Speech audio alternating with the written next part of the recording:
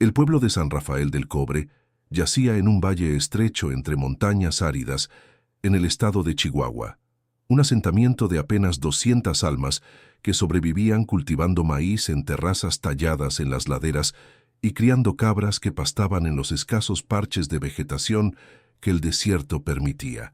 Era el otoño de 1915, y la Revolución Mexicana había estado ardiendo durante 5 años, transformando el país en un mosaico caótico de facciones en guerra, ejércitos ambulantes y zonas donde la ley había dejado de existir en cualquier forma significativa. San Rafael había logrado mantenerse al margen del conflicto principal, demasiado pequeño y pobre para atraer la atención de los generales revolucionarios o las fuerzas federales, existiendo en un estado de olvido que sus habitantes consideraban una bendición.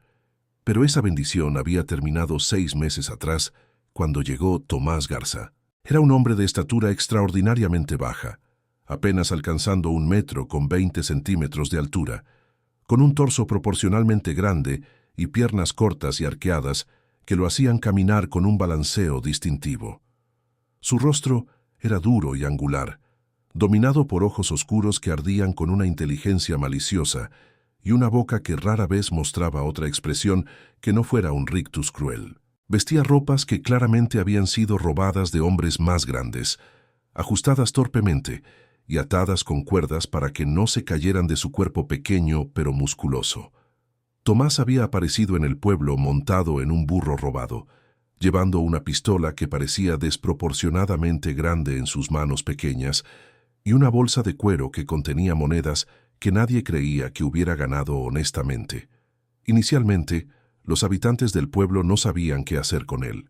Era claramente un fugitivo, alguien huyendo de algo, pero San Rafael no tenía policía ni autoridades reales más allá del alcalde anciano don Esteban, cuya autoridad se extendía poco más allá de mediar en disputas sobre linderos de tierras y organizar las festividades religiosas anuales.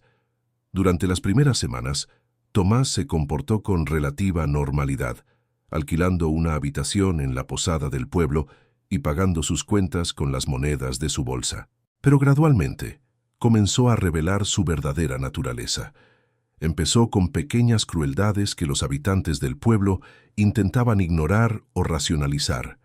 Pateaba a los perros callejeros sin provocación, empujaba a los niños que se cruzaban en su camino, escupía en la comida que las vendedoras ofrecían en el pequeño mercado del pueblo si decidía que el precio era demasiado alto. Lo que hacía a Tomás particularmente peligroso no era solo su disposición hacia la crueldad, sino su inteligencia calculadora y su comprensión intuitiva de la psicología humana. Había descubierto algo fundamental sobre sí mismo y sobre cómo el mundo reaccionaba ante él. La gente subestimaba a un hombre pequeño, veían su estatura y asumían debilidad, asumían que podían ignorarlo o desestimarlo. Esta subestimación constante había llenado a Tomás con una rabia ardiente que había pasado años cultivando y refinando en un arma. Su primer acto de violencia seria en San Rafael ocurrió 1 mes después de su llegada. Una joven llamada Rosa Méndez, de 19 años, regresaba del arroyo con un cántaro de agua en su cabeza cuando Tomás emergió de detrás de un edificio y le bloqueó el camino. Le exigió que le diera el agua, afirmando que tenía sed. Rosa, siguiendo su crianza educada, le ofreció compartir el agua si esperaba, mientras ella llenaba otro cántaro para su familia. Esta oferta razonable enfureció a Tomás, quien la interpretó como condescendencia. Lo que siguió fue una explosión de violencia desproporcionada a cualquier provocación percibida. Tomás golpeó las piernas de Rosa con un palo que había estado escondiendo, haciendo que ella cayera y derramara el agua. Mientras ella yacía en el suelo, aturdida y confundida, él comenzó a gritarle obscenidades, llamándola arrogante y presumida por atreverse a mirarlo desde arriba. Tomó el cántaro roto y lo destrozó completamente contra las rocas cercanas, asegurándose de que no pudiera ser reparado. Luego simplemente se alejó caminando, dejando a Rosa llorando en el camino con moretones en sus piernas y cortes en sus manos de los fragmentos de cerámica. Los padres de Rosa quisieron confrontar a Tomás, pero don Esteban les aconsejó contra eso. El alcalde había notado que Tomás llevaba no solo una pistola, sino también un cuchillo grande en su cinturón, y había escuchado rumores de otros pueblos sobre un hombre pequeño que había matado a 3 personas en peleas. Don Esteban temía que cualquier confrontación directa resultaría en más violencia, posiblemente mortal. Aconsejó a la familia Méndez que mantuvieran a Rosa cerca de casa y esperaran que Tomás eventualmente se fuera del pueblo. Pero Tomás no tenía intención de irse. Había encontrado en San Rafael exactamente lo que buscaba: un lugar lo suficientemente aislado como para que las noticias de sus acciones no llegaran a oídos de autoridades que podrían intervenir, y una población lo suficientemente pequeña y asustada como para ser controlada a través del miedo. Durante los meses siguientes, estableció un reino de terror que se enfocaba particularmente en las mujeres del pueblo, quienes él veía como representaciones de todos aquellos que alguna vez lo habían mirado con condescendencia o piedad. Su método era consistente y calculado. Esperaba hasta que una mujer estuviera sola o relativamente aislada, a menudo en las afueras del pueblo donde trabajaban en los campos o lavaban ropa en el arroyo. Entonces se acercaba y encontraba algún pretexto para provocar una confrontación. Podría acusarla de mirarlo de manera irrespetuosa, o de susurrar sobre él a sus amigas, o de alguna otra ofensa imaginaria. Luego vendría la violencia: empujones, golpes con palos o piedras, destrucción de sus pertenencias, y siempre el torrente de insultos y amenazas. La señora Domínguez, una viuda de 40 años que mantenía una pequeña tienda, fue atacada cuando Tomás decidió que lo había sobrecargado por 1 kilo de frijoles. Destrozó su tienda, arrojando mercancías al suelo y pisoteándolas. Luego la abofeteó repetidamente, mientras gritaba que las mujeres como ella eran ladronas que merecían ser castigadas. La joven Carmen Flores fue empujada en el pozo del pueblo después de que Tomás afirmara que ella se había reído de él, aunque testigos juraron que ella no había hecho tal cosa. Solo la rápida intervención de otros habitantes salvó a Carmen de ahogarse. Lo más perturbador era que Tomás parecía disfrutar especialmente aterrorizando a mujeres que tenían alguna ventaja sobre él: las más altas, las más fuertes, las más confiadas, eran sus objetivos preferidos. Era como si estuviera invirtiendo todas las dinámicas de poder que había experimentado en su vida, usando la violencia y el miedo para nivelar las diferencias físicas y sociales que siempre habían definido su existencia. Los hombres del pueblo querían actuar, pero estaban paralizados por una combinación de miedo y un sentido distorsionado de honor. Tomás era pequeño, y había algo profundamente vergonzoso en la idea de que múltiples hombres adultos necesitaran unirse para confrontar a alguien de su tamaño. Él explotaba este orgullo masculino deliberadamente, burlándose de ellos, desafiándolos a enfrentarlo uno a uno. Los pocos que aceptaron ese desafío descubrieron que el tamaño pequeño de Tomás era engañoso. Era increíblemente fuerte para su estatura y peleaba sin reglas ni honor, usando su centro de gravedad bajo para derribar a oponentes más grandes, luego usando su cuchillo o su pistola para asegurar que no se levantaran con ideas de revancha. Después de que Tomás apuñalara al herrero del pueblo, Miguel Torres, en el muslo durante una pelea, dejándolo con una cojera permanente, los hombres de San Rafael efectivamente se rindieron. Era más fácil mantener a sus esposas, hijas y hermanas adentro durante las horas de más luz, vivir bajo el toque de queda no oficial que Tomás había impuesto a través del terror. El pueblo se convirtió en una prisión donde los guardias eran los prisioneros y el prisionero era el guardián. Para junio de 1915, San Rafael del Cobre era un lugar de susurros y miradas furtivas, donde las mujeres se movían en grupos y los hombres caminaban con los hombros encorvados por la vergüenza. Tomás Garza había logrado lo que ningún general revolucionario o bandido común había podido hacer. Había conquistado completamente un pueblo entero sin disparar un solo tiro en batalla, simplemente a través de una campaña sostenida de violencia e intimidación contra sus miembros más vulnerables. La liberación vino de una dirección inesperada. La División del Norte de Pancho Villa había estado operando en la región, moviéndose entre pueblos para reclutar soldados, requisar suministros y ocasionalmente enfrentar a fuerzas federales en escaramuzas de guerrilla. Una de las unidades de exploración de Villa, liderada por el capitán Raúl Madero, llegó a San Rafael a principios de julio, buscando información sobre movimientos de tropas enemigas y disponibilidad de provisiones. Lo que encontraron fue un pueblo que parecía estar sufriendo bajo ocupación enemiga. Aunque no había soldados federales a la vista, las mujeres se escondían en sus casas, los hombres respondían preguntas con monosílabos mientras miraban nerviosamente sobre sus hombros, y había una atmósfera de miedo tan palpable que incluso los revolucionarios endurecidos por la batalla la notaron. El capitán Madero era un hombre perceptivo que había aprendido que los pueblos asustados generalmente tenían buenas razones para su miedo. Comenzó a hacer preguntas discretas, prometiendo que cualquier información compartida sería mantenida en confidencia. Fue la abuela de Rosa Méndez, una mujer de 80 años que había dejado de temer a cualquier cosa en esta vida hace mucho tiempo, quien finalmente habló. Le contó al capitán Madero sobre Tomás Garza, sobre sus meses de terror, sobre cómo había convertido el pueblo en su propio feudo personal, donde él dictaba quién podía moverse libremente y quién tenía que esconderse.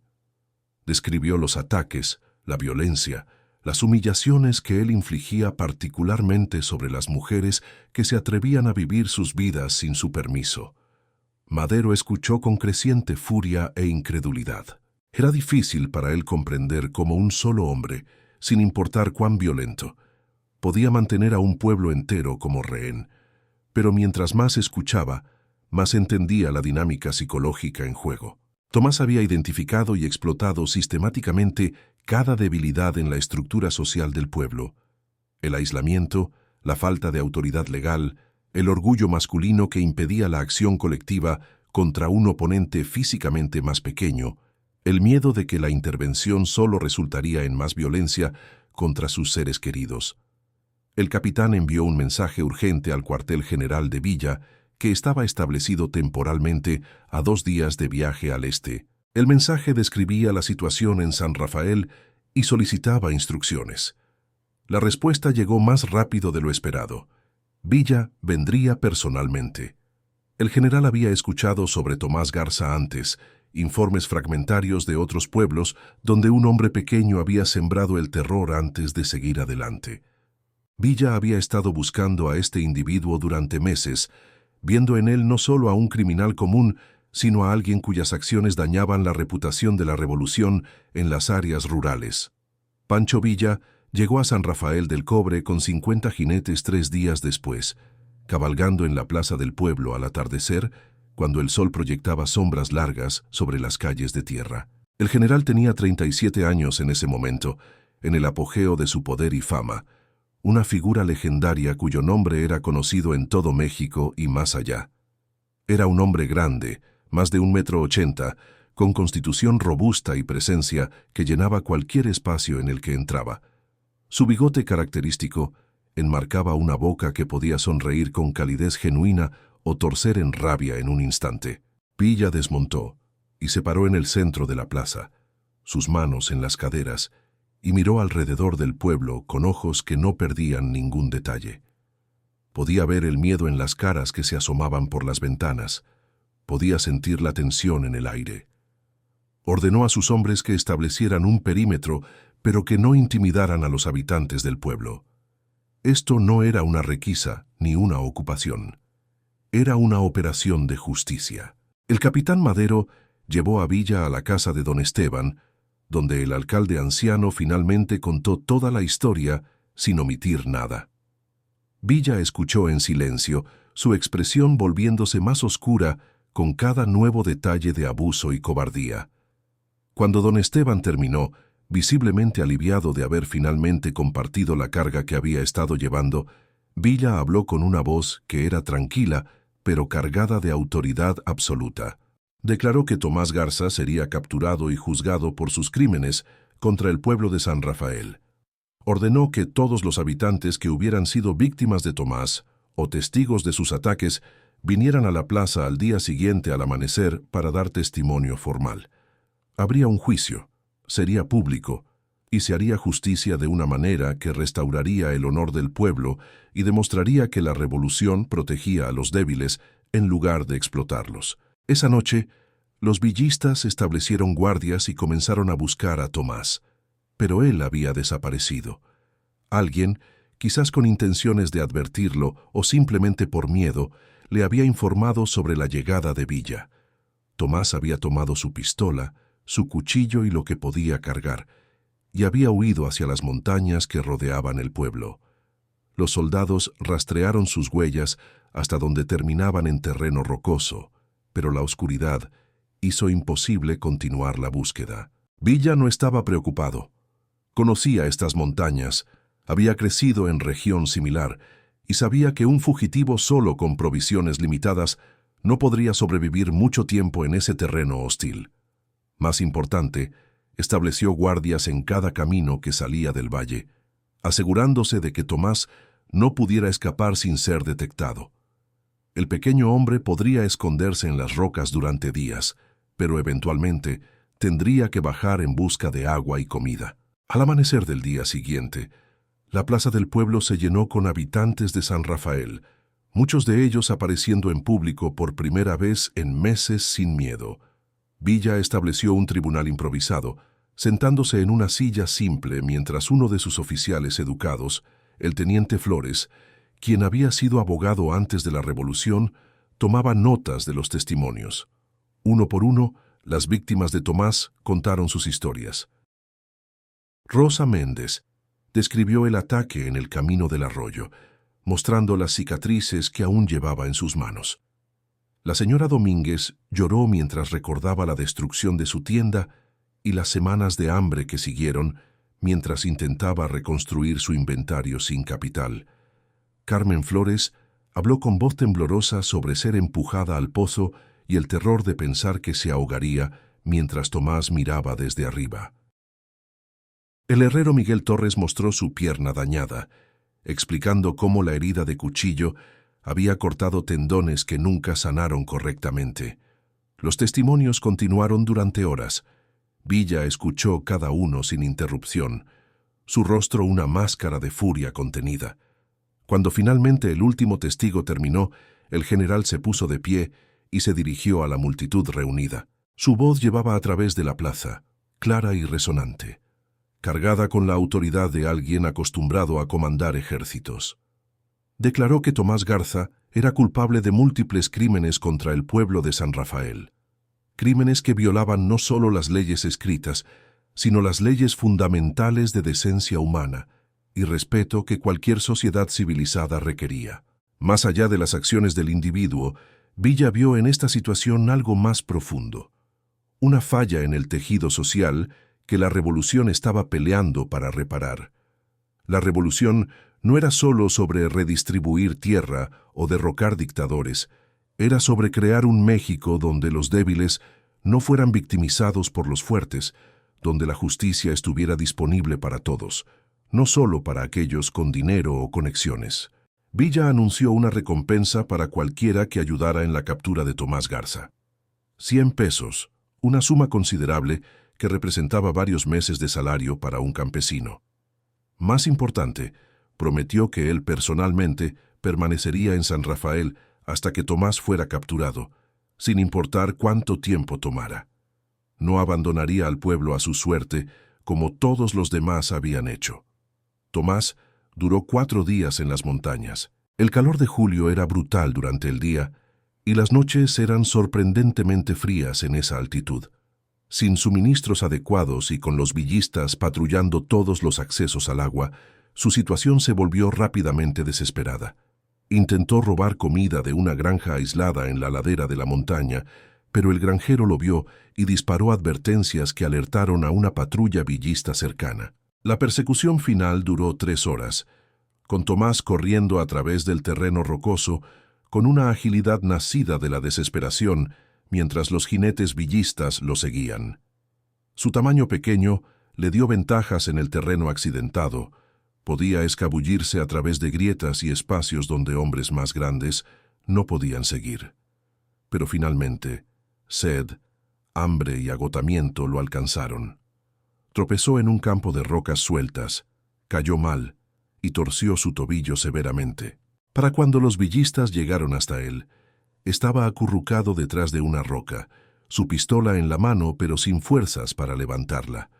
Lo trajeron de vuelta a San Rafael, atado sobre un burro, una imagen que habría sido cómica si no fuera por la gravedad de sus crímenes. El pueblo entero salió para verlo llegar, y Villa notó con satisfacción que las mujeres ya no se escondían. Estaban de pie al frente de la multitud, sus cabezas en alto, mirando al hombre que las había aterrorizado con expresiones que mezclaban alivio y algo parecido a la piedad.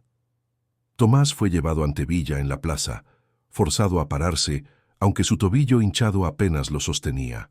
El general estudió al hombre pequeño en silencio durante largos momentos, y lo que vio no era el monstruo que había imaginado, sino algo más triste y más mundano. Un hombre roto por años de burlas y rechazo, quien había encontrado en la violencia la única forma de sentirse poderoso. Esto no excusaba sus acciones, pero proporcionaba contexto que Villa, quien había conocido su propia parte de crueldad y violencia, podía al menos comprender, si no perdonar. El juicio fue breve. Tomás no negó sus acciones. De hecho, las defendió con una lógica retorcida, argumentando que las mujeres del pueblo necesitaban ser disciplinadas, que lo habían despreciado, que merecían lo que obtuvieron. Este testimonio solo consolidó la decisión de Villa. El general pronunció la sentencia con voz firme. Tomás Garza sería ejecutado al amanecer del día siguiente por sus crímenes contra el pueblo de San Rafael del Cobre. Pero antes de la ejecución, Villa implementó algo inusual, una forma de justicia restaurativa que reflejaba su comprensión instintiva de la psicología de las víctimas y comunidades traumatizadas. Ordenó que Tomás fuera colocado en la plaza pública, atado a un poste pero no dañado físicamente, donde permanecería durante toda la noche. Cada persona en el pueblo que hubiera sido víctima de sus ataques tendría la oportunidad de acercarse y decirle exactamente lo que pensaban de él, sin miedo a represalias, sin tener que contener sus palabras. Una por una, las mujeres de San Rafael se acercaron a Tomás Garza. Algunas gritaron su rabia y dolor, dejando salir meses de miedo y humillación en torrentes de palabras que lo hacían encogerse. Otras hablaron tranquilamente, explicando el daño que había causado no solo físicamente, sino psicológicamente, cómo había robado su sensación de seguridad, cómo había infectado su pueblo con miedo. Rosa Méndez simplemente se paró frente a él y lo miró a los ojos sin decir palabra, su silencio más poderoso que cualquier acusación verbal podría haber sido. Para cuando amaneció, Tomás Garza era una figura encogida y rota. Las palabras de sus víctimas habían logrado lo que la violencia física nunca podría. Lo habían obligado a confrontar la humanidad de aquellos a quienes había victimizado, a ver el daño real que había causado más allá de su propio sentido distorsionado de poder y control. Villa llevó a cabo la ejecución personalmente, un solo disparo limpio que terminó la vida de Tomás instantáneamente. No hubo teatro ni crueldad, solo el cumplimiento eficiente de la justicia que había sido prometida. El cuerpo fue enterrado en el cementerio del pueblo sin marcador, sin ceremonia. Un final anónimo para alguien cuyo legado era el dolor que había causado. Antes de partir de San Rafael, Villa reunió al pueblo una vez más en la plaza.